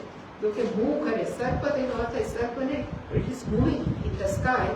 એને જોઈને પરિહારી ચાલો પાણી ભરી આવીએ, ચાલો આપણે ગાયોને છોડી દઈએ, ચાલો આપણે આ કરી નાખીએ. એ બધું ક્યારે? સૂર્ય ઉગે ત્યારે. કેવો સૂર્ય ઉગે છે? સમુદ્યંતમ, સારી રીતે. અને એને જોઈને ઉદયના વિશ્વાભૂતાની સદૃષ્ટો મૃડયાતિ ન. એનો અર્થ થાય વિશ્વાભૂતાની, બધા જ પ્રાણીઓ છે, સહદ્રષ્ટ એ ઉગતા સૂર્યને જોઈ મૃડયાતિ આનંદ પામી જાય. હાય સૂર્ય નીકળો. આપણને ખબર નથી કે આપણે કેટલા બધા કહેવાય ને કે બ્લેસ્ડ છીએ. અમુક જગ્યાએ 6 મહિના સૂર્ય નથી નીકળતો, 6 મહિના રાત છે. ઇવન આ યુએસમાં જાય બધાને ખબર છે, અડધાના બાળકો યુએસ છે બેસાડ્યું એટલે બધાને ખબર છે કે ત્યાં જેવું આવું અત્યારે 9 વાગ્યા સુધી સૂર્ય ત્યાં 9 વાગ્યા સુધી સૂર્ય આથમતો નથી, પણ જેવું સપ્ટેમ્બર નવેમ્બર આવે એટલે 6 વાગે 5 વાગ્યાથી ટોટલ ડાર્ક થઈ અને છેક સવારે 9 વાગ્યા સુધી. તો ત્યાં રહેવાના ટેવાયેલા છે ઇઝ ઓકે, પણ આપણને જે પ્રકાશની ટેવ પડી ગઈ છે, સૂર્ય આવી લાઇટ ન ગમતી હોય એ વ્યક્તિ ડિપ્રેશનમાં આવી જાય. એકલા જે કોઈને ન હોય એટલે સૂર્યના કિરણો આપણને ખબર નથી, પણ એ આપણને ઇવન ડિપ્રેશનથી પણ બચાવે છે. શું કામ? તો કે સમુદ્યંત. અમારે એક બેન હતા, માજી હતા, અને એનો દીકરો ત્યાં યુએસ હતો, અને એને કીધું કે માં તું આવ ને, તું આવજે, તું કંઈક કુકિંગ કર તો મારે સારું પડે ઘરનું ખવાય. એ બેન ત્યાં ગયા અને આવું જ પરિસ્થિતિ હતી. બરાબર વિન્ટર સ્ટાર્ટ થવાનો હતો અને ગયા. પછી પેલો તો જતો રહે, પોતાને કમાવા એટલે જે જોબ જતો રહે. હવે ન વેહિકલ ચલાવતા આવડે, અંધારું થઈ જાય તો બહાર ના નીકળાય. 2 મહિનામાં એના દીકરાએ ફોન કર્યો કે માજીને પાછા લઈ જાઓ, ડિપ્રેશનમાં આવી. શું કરવું એ ખબર જ પડતી, કારણ કે મને ખબર જ નથી પડતી મારે આખો દિવસ કાઢવો કે કોઈ ન હોય, અંધારું હોય, કાઢવો. એટલે કે આપણને વી આર બ્લેસ કે આપણને ખબર નથી કે સૂર્ય ભગવાન આપણા ઉપર હંમેશા, અને ઇવન અમારા બધા ખેડૂતો છે ને, અમે તો આશ્રમ ખેતરની આજુબાજુ, એમ જેવો વરસાદ પડે તરત એમ કે વરાપ નીકળે તો સારું. એ લોકો કાશે વરાપનો અર્થ થાય સૂર્યપ્રકાશ, તો જ વનસ્પતિઓ છે એ ખીલે. એટલે કે હંમેશા સૂર્યના કિરણો આપણા માટે કેટલા આશીર્વાદરૂપ છે એ આપણને ખબર નથી, પણ સૂર્ય દેવતા કેવા છે તો કે આપણા પર આશીર્વાદ. સમુદ્યંત. પછી સૂર્ય દેવતા કેવા છે તો કે એને દેવ અસુર નમસ્કૃત. સૂર્ય ભગવાનને માત્ર દેવતાઓ જ નમસ્કાર કરે એવું નથી, પણ અસુરો પણ સૂર્ય દેવતાને શું કરે છે? નમસ્કૃત, એને નમસ્કાર કરે છે. એટલે આજે હું શોધતી હતી, દેવતાઓની તો ઘણી સ્ટોરી છે કે સૂર્યની પૂજા કરી અને કંઈક પ્રાપ્ત થયું, પણ એક દંભોદવ નામનો એક અસુર હતો. એને એમ થયું કે કોઈની નહીં, પણ મારે સૂર્ય ભગવાનની પૂજા કરી છે. બહુ કઠિન તપશ્ચર્યા કરી અને સૂર્ય ભગવાન પ્રસન્ન થયા. એટલે કીધું માગે દેવા. એટલે સૂર્ય ભગવાનને પેલા દંભોદવ, એટલે દંભનો જેમાં ઉદ્ભવ થયો છે એટલે એનું નામ પાડ્યું હશે દંભોદવ. એટલે એને કીધું મને અમૃત તત્વ આપો, મારે મરવું જ નથી. એટલે કીધું નેક્સ્ટ ઇમ્પોસિબલ, એ તો આ જે જન્મે જેનું મૃત્યુ તો નિશ્ચિત છે, તું બીજું કંઈક માંગ. તો એને કીધું કે મને 1000 કવચ આપો, અને એક કવચ મારું મારવા માટે માણસોએ 1000 વર્ષની તપશ્ચર્યા કરી હોય ત્યારે મારું એક કવચ તૂટે, એવા 1000 કવચ આપો. એટલે સૂર્ય ભગવાન મારે કરવું શું? આને હું જો નાય ન પાડી શકું તથાસ્તુ કીધું. એટલે પછી આપણા નારાયણે કીધું કે તમે જ્યારે ત્યારે આવા ઉટપટાંગ આશીર્વાદ આપો તકલીફ કોને થાય છે? તો કે મારે થાય. પછી સ્ટોરી લાંબી છે કેવી રીતે કૃષ્ણ ભગવાને એ દંભોદવ રાક્ષસને માર્યો. પણ એવા અસુરો પણ સૂર્ય ભગવાનને શું કરે છે કે નમસ્કૃત. એક બ્રહ્મ પુરાણની અંદર એક શ્લોક છે, માનસમ વાચિકમ વાપી કાયજમ યચ્છ દુષ્કૃતમ સર્વ સૂર્ય પ્રસાદેન અશેષમ વ્યપોહતિ. આપણે બોલીએ છીએ કાયજમ વાચિકમ, એટલે 3 પ્રકારના કર્મ કરીએ છીએ, કાયિકમ, વાચિકમ, માનસમ.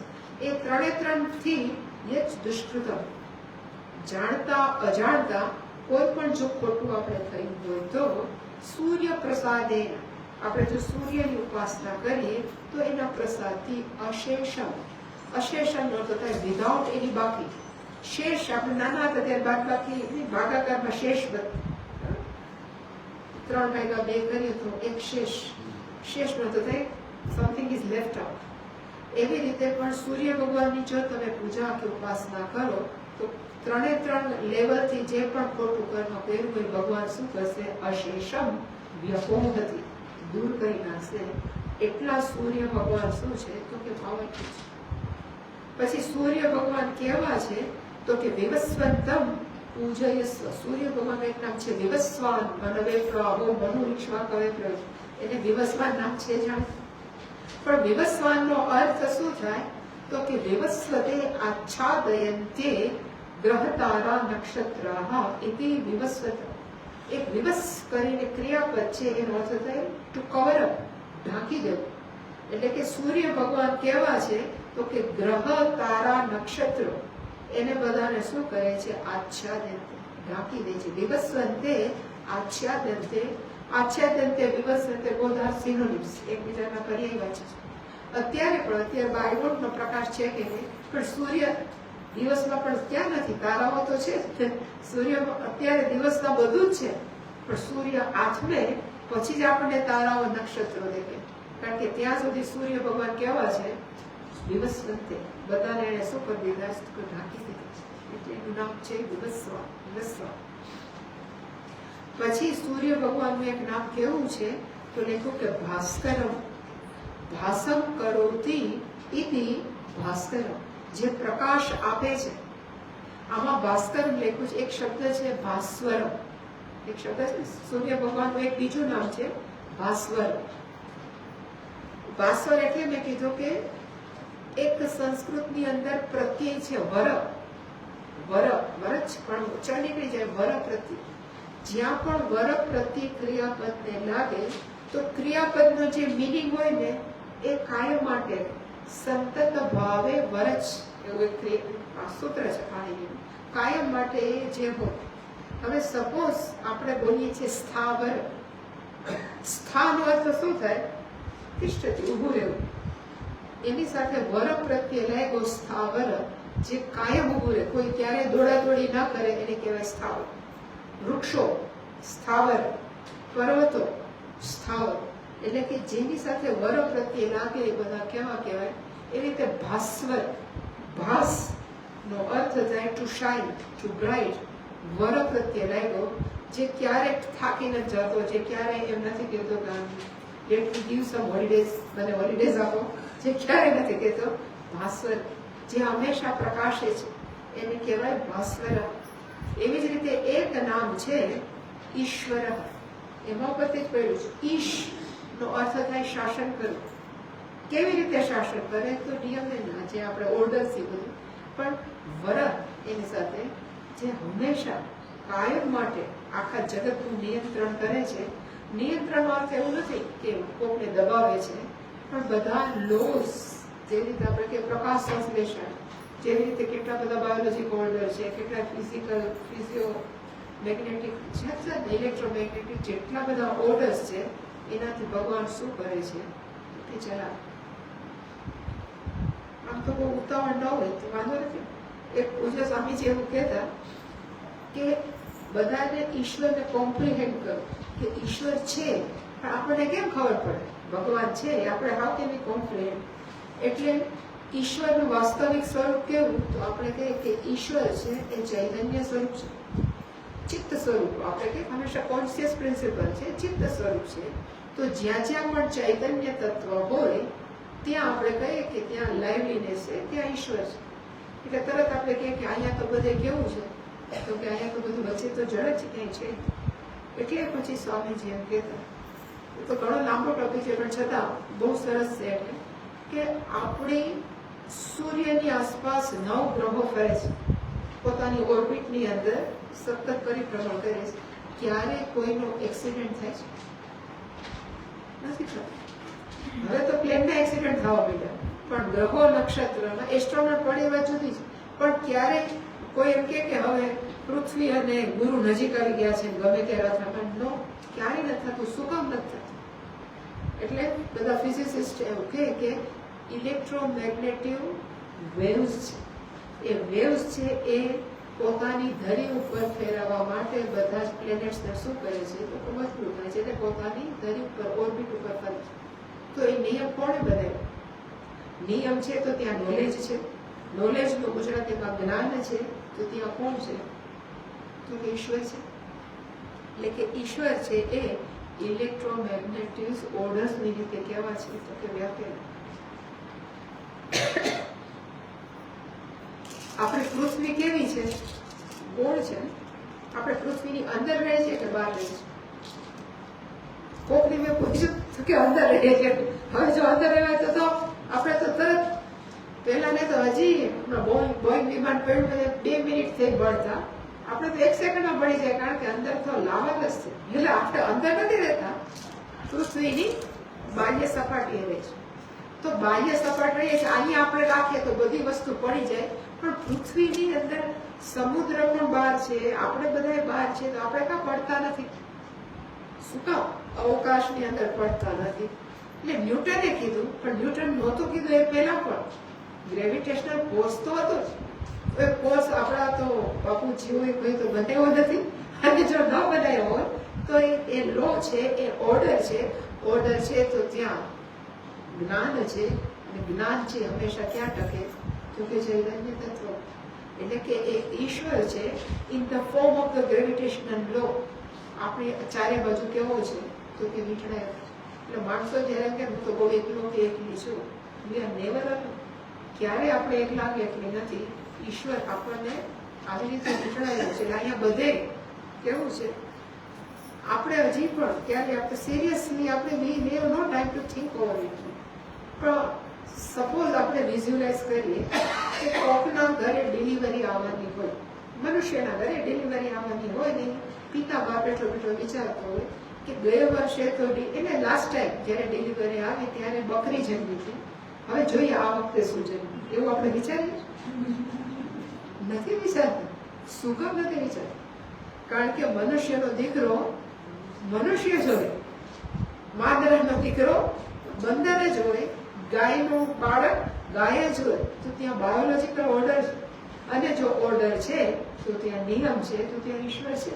એટલે કે એક જગ્યા એવી નથી. કાલે કોઈ કહેતા હતા કે આપણે બધા હમણાં આવશે કે ભાઈ ક્લોરોફિલ છે, એ CO2 લે છે, કાર્બન ડાયોક્સાઇડ લે છે, O2 આપણને આપે છે, તો પછી ફોટોસિન્થેસિસ ઇઝ અ લો છે, તો ત્યાં શું છે? જ્ઞાન છે. જ્ઞાન છે તો ઈશ્વર છે. માણસો શોધે ઈશ્વર ખાલી મંદિર પૂરતું સીમિત નથી. ઈશ્વર કેવો? આવી રીતે ભગવાન કેવા છે? તો કે સર્વવ્યાપક.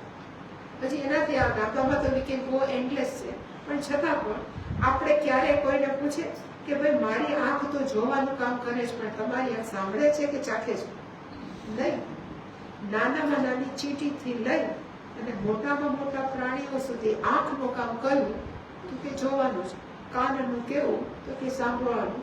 જો આ બધું જ વ્યવસ્થિત થતું હોય, it is a law, everything is in order. અને જો ઓર્ડર હોય, નિયમો હોય, જ્ઞાન છે, કોન્શિયસનેસ છે, કઈ જગ્યાએ એવી છે? આપણી અંદર ફેક્ટરી તો આપણને ખબર જ નથી કેમ ચાલે. ફેક્ટરી કોણ ચલાવે? પ્રાણાય સ્વાહા પાનાય આપણું કે ડાયજેસ્ટિવ સિસ્ટમ, બધી જ જગ્યાએ કોણ છે? કે ઈશ્વર છે.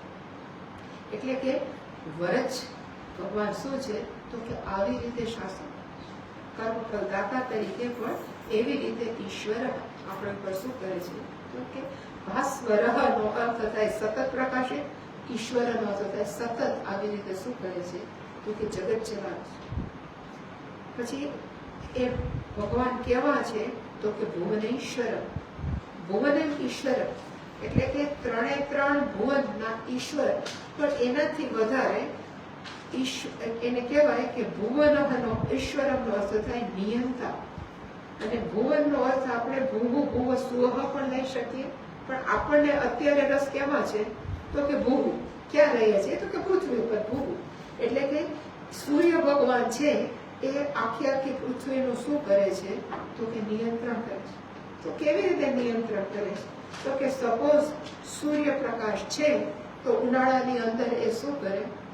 તો કે તપે. પાણીને શું કરે? તો કે શોષી લે. તપામી અહમ વર્ષમ, ભગવાન 9મા અધ્યાયમાં કીધું છે, તપામી અહમ વર્ષમ નિગૃહણામિ ઉત્સૃજામિ છે. ઉનાળામાં સૂર્ય ભગવાન પાણીનું શોષણ કરે, પછી પાણીને એનાથી ભરે, વાદળાઓને એનાથી જેવો ટાઈમ આવે વળી પાછી એની વર્ષા કરે. એવી રીતે સૂર્ય ભગવાન શું કરે છે? તો કે ભુવનનું નિયંત્રણ. એટલે અહીંયા ભુવનેશ્વર નો અર્થ થાય નિયંતા. કેવું? તો કે પૃથ્વી રૂપી ભુવનનું સૂર્ય ભગવાન શું કરે છે? તો કે નિયંતા. અખંડાનંદજીએ એના જે કોમેન્ટ્રી છે એમાં એવું લખ્યું, વર્ષા અપ નિયંતાર. સૂર્ય ભગવાન કેવા છે? તો કે વર્ષા એટલે કે રેઇન એટલે કે વર્ષા, વરસાદનું, અને અપ જે બધે જ પાણી છે એનું શું કરે છે? તો કે નિયંત્રણ કરે છે, એના ઉપર શાસન કરે. જનરલી એવું છે કે everything we have taken four granted. આપણે ભગવાન એટલું બધું ફ્રી ઓફ ચાર્જ આપ્યું છે, આપણને ખબર જ નથી કે કેટલું બધું અઘરું છે. ઓક્સિજનનું કેટલું મહત્વ છે આપણને 2020માં જ ખબર પડી. ત્યાં સુધી આપણને ખબર નથી કે ઓક્સિજન પણ આટલો બધો મોંઘો છે. ભગવાને તો આપણને બધું ફ્રી ઓફ ચાર્જ આપ્યું છે. અને આ લો બધા બનાવ્યા છે free of charge. Prakash translation આપણે કહીએ છીએ, પણ સૂર્ય જ ન હોય તો ભગવાન છે ક્યાંથી ચલાવે? એટલે એવરીથિંગ ઇઝ લિંક્ડ. ભગવાનની સૃષ્ટિમાં જોઈએ તો બધું જ શું છે તો કે લિંક છે, ઓર્ડરમાં છે. અને એના થકી ભગવાન શું કરે છે તો કે ભુવનેશ્વર, આખા ભુવનનો એ શું કરે છે? નિયંત્રણ. પણ નિયંત્રણ શબ્દ બોલે ને તરત એમ લાગે કોકને દબાવી દે, પણ નિયંત્રણ અર્થ થાય બધાને વ્યવસ્થિત ચલાવે છે, રાખે છે. કઠોપનિષદ અને મુંડક ઉપનિષદની અંદર એક મંત્ર છે,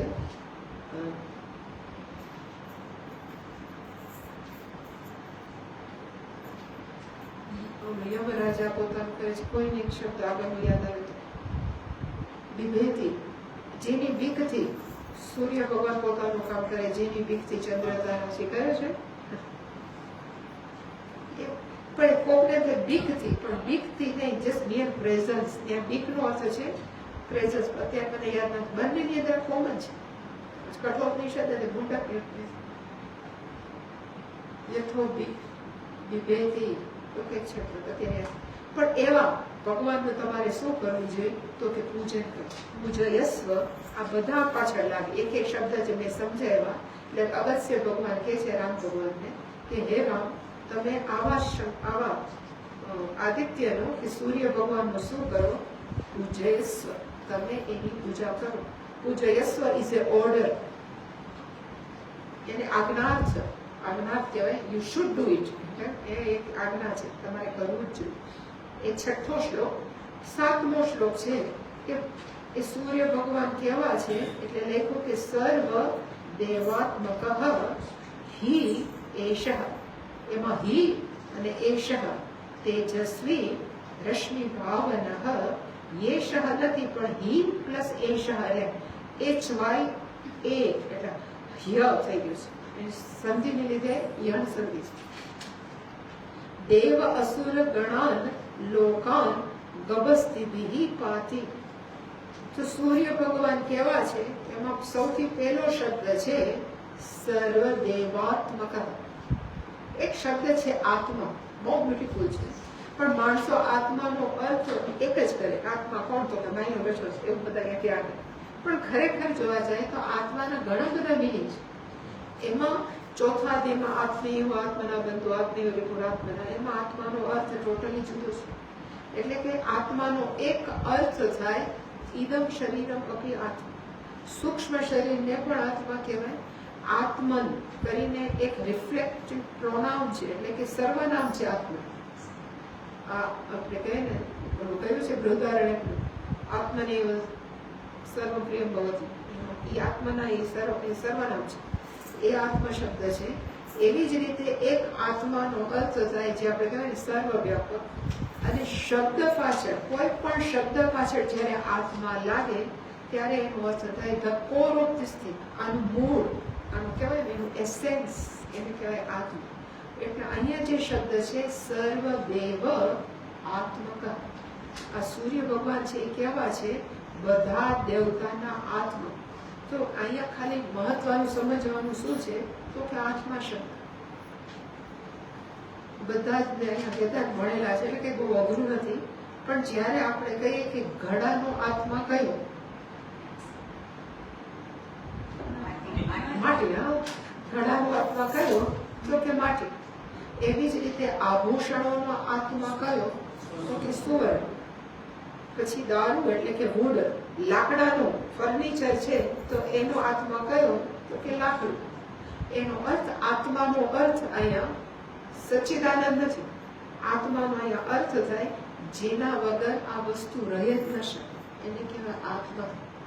એટલે જ્યારે સર્વદેવાત્મક અહીંયા લખ્યું છે એનો અર્થ થાય કે બધાની અંદર સૂર્ય ભગવાન છે એ કેવી રીતે રહેલા છે તો કે એઝ એ કોર, એસેન્સ તરીકે. એ નીકળી જાય તો કાંઈ ન રહે. જેવી રીતે ઘડાની અંદર માટી કાઢી લે તો ઘડાનું અસ્તિત્વ નથી. સ્વામીજી હંમેશા કહેતા ઘડાનું કે કોઈને એક્ઝામ્પલ ન આપે, આભૂષણો પછી બધા કહે કે આભૂષણો તમારા, સોનું મારું. તો પછી માણસોને ખબર પડે કે ખરેખર મહત્વ કોનું છે, આભૂષણોનું કે સોનું? આભૂષણો તો નામ કેવા છે, એમાં સત્યતા આત્મા કોણ છે? તો કે સોનું. એવી જ રીતે આપણે 3-4 મંત્રો છે, ભગવદ્ ગીતામાં પણ છે, ઈશાવાસ્ય ઘણા બધા ઉપનિષદમાં છે, પણ એવું કહેવામાં આવે છે કે ઈશાવાસ્યમ ઇદમ સર્વમ. પછી એક બીજું છે ઈશાવાસ્યમ ઇદમ સર્વમ, પછી મયા તતમ ઇદમ સર્વમ જગત અવ્યક્ત મૂર્તિના 9મો અધ્યાય 4થો શ્લોક, જે બહુ પહેલો છે. અને છાંદોગ્ય ઉપનિષદનો છે સર્વમ ખલુ ઇદમ બ્રહ્મ. એની અંદર કોમન વસ્તુ કઈ છે? ઈશાવાસ્ય ઇદમ સર્વમ. ઇદમ સર્વમ ઈશાવાસ્ય ઇદમ સર્વમ. પછી 9મા અધ્યાયનો જે 4થો શ્લોક કહું છું એ મયા તતમ ઇદમ જગત અવ્યક્ત મૂર્તિના. તો ઇદમ સર્વમ મયા તતમ, ત્યાં પણ ઇદમ શબ્દ છે. અને છાંદોગ્ય ઉપનિષદનો જે વેલ ફેમસ છે એ પણ સર્વમ ખલમ ઇદમ બ્રહ્મ. તો ઇદમ સર્વમ બ્રહ્મય. તો ઇદમ સર્વમ નો અર્થ શું છે? તો ઇદમ સર્વમ નો અર્થ છે ઇદમ એટલે કે આ, સર્વમ એટલે એવરીથિંગ, આ બધું જ, એટલે કે મારા સહિત આખે આખું જગત. અને જગતનો અર્થ થાય બ્રહ્માંડ. ખાલી સોલાર ને, પૃથ્વી ને, પણ આખે આખું બ્રહ્માંડ છે એ શું છે? તો કે ઈશાવાસ્ય, ઈશ્વર જ છે. હવે જો આખે આખું જગત ઈશ્વર હોય તો આપણે જેવી રીતે એમ કહીએ ને કે ભાઈ તરંગ ઇઝ ઇક્વલ ટુ દરિયો, આપણે કહીએ તેમાંથી આપણે બોલીએ શું કે તરંગનું એસેન્સ કયું છે? તો કે H2O. અને દરિયાનું પણ એસેન્સ કેવું છે? તો H2O. H2O is equal to, બે સરખા છે. એવી જ રીતે ઇદમ સર્વ, આખે આખું જગત છે બ્રહ્મ છે. એનો અર્થ કે જે આખે આખા જગતમાં છે એ બીજું કશું જ નથી, પણ માત્ર શું છે? તો કે બ્રહ્મ, કે ઈશ્વર. ઈશાવાસ્ય ઇદમ સર્વ. તો ઇદમ સર્વની અંદર સૂર્ય ભગવાન આવી ગયા. સૂર્ય ભગવાન આવી જાય ઇદમ સર્વની અંદર. એનો અર્થ કે બ્રહ્મ ઇઝ ઇક્વલ ટુ ઇદમ સર્વ ઇન્ક્લુડિંગ સૂર્ય ભગવાન. એટલે જ્યારે આપણે કહીએ કે આખે આખા જગતનો આત્મા ખરેખર કોણ? એને જ આપણે કહેવું પડે ઈશ્વર જ છે. પણ જો ઈશ્વર બધી જ જગ્યાએ વ્યાપેલો હોય તો કોઈ પણ વસ્તુની અંદર વી કેન ઇન્વોક ઈશ્વર. બધી જ જગ્યાએ, જે મેં ગઈકાલે કીધું કે સોપારી માણસો પાનમાં ખાઈ નાખે, પણ એ સોપારી જેવી પૂજામાં આવે આપણે કહીએ કે આની અંદર હું શું આહ્વાન કરું છું? ગણપતિ છે. એવી જ રીતે સૂર્ય ભગવાનની અંદર આપણે એ જ ઈશ્વરનું આહ્વાન કરીશું. અને આપણે કહીએ કે હે, અને છાંદોગ્ય ઉપનિષદ, બૃહદારણ્યક ઉપનિષદમાં કેટલી ઉપાસનાઓ એવી છે કે જેની અંદર સૂર્ય ભગવાનને જ ઈશ્વર તરીકે ઉપાસના કરી છે. ઈશાવાસ્યમાં જો તમને યાદ હોય, એટલે જો તમે સ્ટડી કર્યો હોય તો છેલ્લે જે ઉપાસક મરે છે ને એ કહે છે કે રશ્મિન સમૂહ તમે આગા કરો, તમારી અંદર બેઠેલા સૂર્ય ભગવાનનું મારે દર્શન કરવું. હે પુષણ, હે અકર્ષે એ કરશે રશ્મિન વ્યુહ સમૂહ. રશ્મિન સમૂહ વ્યુહ તમે દૂર કરો, કારણ કે તમારી અંદર જે ભગવાન બેઠા છે એને મારે જોવું છે. એનો અર્થ કે સૂર્ય ભગવાનને પણ આપણે ઈશ્વર તરીકે એ જ રીતે જોઈ શકીએ જેમાં રામ કે કૃષ્ણ. એ ધ્યાનમાં રાખી અને અહીંયા કીધું છે કે સૂર્ય ભગવાન કેવા છે? સર્વદેવ આત્મકઃ. બધા જ દેવતાઓ 33 કરોડ, એટલે આપણે તો 33 કરોડ ઓછા પડે, આપણે તો ગમે તે કહી શકીએ. અહીંયા પણ આપણે કહીએ કે ભાઈ આ માઇકની અંદર હું સૂર્ય ભગવાનનું આહ્વાન કરું તો પૂજા ચાંદ તો કરી શકીએ, કારણ કે ભગવાન તો બધા છે. એટલે જ્યારે આ સૂર્ય ભગવાન છે એ કેવા છે? તો કે બધા જ દેવતાઓના એ કેવા છે? તો કે આ પછી દેવતાઓની અંદર ઇન્દ્ર દેવતા આવી જાય, અગ્નિ દેવતા આવી જાય, કોઈ પણ દેવતા, જેટલા દેવતાઓ છે એ બધાના સૂર્ય ભગવાન કેવા છે? તો કે આત્મા. અને પણ કઈ દ્રષ્ટિએ? તો કે એને આપણે ઇન્વોક ઈશ્વર. બૃહદારણ્યકમાં એવું છે કે જે ઉપાસક ઉપાસના કરે છે એની અંદર એવું જોવે છે કે તમારે સૂર્ય ભગવાન આટલા આટલા રંગો છે. જાની વાત પીનાર આપણે કહેતા હતા ને ત્યાંથી એમ જ એ બધા રંગો બૃહદારણ્યક ઉપનિષદની અંદર આવે. એ બધા જ રંગોવાળા તમે જો, એમાં હું તમને એ ઈશ્વર હું જોઉં છું, પણ એ ઈશ્વર કેવા જોવે છે? તો કે સૂર્ય. એટલે ને સૂર્યમાં એને શેનું ઇન્વોક આહવાન કર્યું? તો કે સૂર્ય ભગવાન. એટલે કે ઈશ્વરની અને સૂર્યની અંદર ઈશ્વરનું આહવાન કર્યું. એટલે કે તમે આખા જગતના કહેવા છો કે ઈશ્વર છો. એટલે જે પણ જગ્યાએ હું ઈશ્વર કરું છું એ જગ્યાએ હું શું એડ કરું છું? તો કે આદિત્ય. એટલે કે આખા જગતના તમે કેવા છો? તો કે આ. હું હંમેશા એક ઇક્વેશન કહું કે સપોઝ આપણે કે A is equal to B, B is equal to C, then A is equal to C થાય. અને બધા સાયન્સના બધા છે એટલે A is equal to B, B is equal to C, then A is equal to C. તો ખરેખર A is equal to B નો અર્થ થાય A is equal to ઈશ્વર આપણે લઈએ, અને B એટલે શું થાય? તો કે સમગ્ર જગત. એટલે કે ભગવાન ઉપાદાન કારણે એને સર્વ જગત વ્યાપનો આખા જગતમાં વ્યાપેલા છે. A is equal to B. હવે આ જગતની અંદર આપણે એનાથી બહાર તો નથી, આપણે બધા જગતનો પાર્ટ જ છીએ. એટલે C is equal to શું થાય? તો કે જીવ. B is equal to C, કે we are the part of this whole બ્રહ્માંડ. એટલે B is equal to C, તો પછી A is equal to C છે. તો ઈશ્વર અને જીવ બંને કેવા છે? ઓબ્વિયસ એક જ છે. એટલે કે એવી રીતે ગમે ત્યાં we can apply this equation. સૂર્ય ભગવાન છે એ કેવા છે? સર્વ દેવાત્મક. બધા જ દેવતાઓના એ કેવા છે? જાણે કે આત્મા. કેવી રીતે? તો કે ઉપાદાન કારણે ના ઈશ્વર સૂર્ય દેવતા સર્વવ્યાપનો છે. કારણ કે અત્યારે હું એનો ઉપાસના કરું છું એટલા માટે. એટલે સર્વ દેવાત્મક. પછી છે એમાં હેશ છે ને, પણ એમાં હી અને પછી એશ સંધિ છૂટી પાડીએ તો હી નો અર્થ થાય ડેફિનેટલી, ખરેખર, અને એશ નો અર્થ થાય આ. એશ આદિત્ય, એશ સૂર્ય, હી એટલે કે ડેફિનેટલી સર્વ દેવાત્મક. બધા જ દેવતાઓનો એ શું છે? તો કે આત્મા છે. એવી જ રીતે એશ તેજસ્વી. આ સૂર્ય ભગવાન કેવા છે? તો કે અત્યંત તેજસ્વી. આ તો ગૂગલ સર્ચ કરવે તો મળી રહે, પણ એવું આજે મેં ગૂગલ સર્ચ કર્યું કે કોર ઓફ ધ સૂર્ય નું ટેમ્પરેચર કેટલું છે? 15 મિલિયન સેલ્સિયસ. એટલે આપણે કે 15 લાખ ડિગ્રી સેલ્સિયસ સૂર્ય ભગવાનનું અંદર કોર નું ટેમ્પરેચર છે. અને પેરિફરી બહારનું છે 5600 ડિગ્રી, 5600 ડિગ્રી. તો એ તેજસ્વી નો હોય તો કેવા હોય? સૂર્ય ભગવાન કેવા છે? તો કે હાઈલી તેજસ્વી, બ્રાઇટ. અને મેં પહેલા કીધું એમ, જેવી ભાવનાથી આપણે સૂર્ય ભગવાનને જોઈએ એવા આપણે બની. આપણે વિચારીએ કે સૂર્ય ભગવાન તેજસ્વી છે, એવા તેજસ્વી સૂર્ય ભગવાનની હું પૂજા કરું તો આપણે પણ કેવા બનીએ? તો કે તેજસ્વી.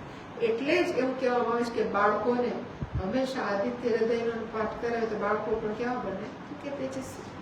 એટલે કે તેજસ્વી. અને સૂર્ય ભગવાન કેવા છે? તો કે રશ્મિ ભાવના. રશ્મિ નો પાછો અર્થ થાય કિરણ, સૂર્યના કિરણ. રશ્મિભિઃ કિરણૈઃ પાલયતિ. પોતાના કિરણો વડે ભાવયતિ નો અર્થ થાય પાલયતિ. બધાનું પાલન પોષણ કરે છે. જેવી રીતે ક્લોરોફિલ છે, મેં કીધું કે એ જ આપણું શું કરે? તો કે પાલન પોષણ. સપોઝ સૂર્ય દેવતા ન હોત ને ભગવાને ક્લોરોફિલ બનાવ્યું તો શું? તો કઈ ઓક્સિજન આપણને પ્રાપ્ત ન થાય. એટલે ભગવાને સૂર્ય દેવતા આપણા માટે એક કેવું છે? તો કે આશીર્વાદ જ છે. સૂર્ય દેવતા વગર લાઈફ ઇઝ નેક્સ્ટ ઇમ્પોસિબલ. બે વસ્તુ કે એક તો પાણી હોવું જોઈએ, એક સૂર્ય હોવું જોઈએ. બે હોય તો ત્યાં જીવ સૃષ્ટિ હોય. મંગળમાં પાણી મળ્યું પણ હજી જીવ નથી મળ્યું, કારણ કે ત્યાં સૂર્ય કેટલો કઈ ડિગ્રી જાય છે કોઈને ખબર. કારણ કે તો જ સૂર્યના અમુક કિરણો પડે તો જ જીવ સૃષ્ટિ છે પોસિબલ છે. રશ્મિ ભાવના. એટલે કે એવી રીતે સૂર્ય પોતાના કિરણો વડે શું કરે છે? તો કે સમગ્ર પૃથ્વીને પાલી પોષે છે. જે રીતે મા બાપ તો એક છોકરાનું પાલન પોષણ કરે, જેને સૂર્ય ભગવાન છે એઝ એ ફાધર આખા જગતનું શું કરે છે? તો કે પાલન પોષણ કરે. પછીનું છે દેવસ ગણાન લોકાન ગવસ્તિમિઃ પાતિ આવતી.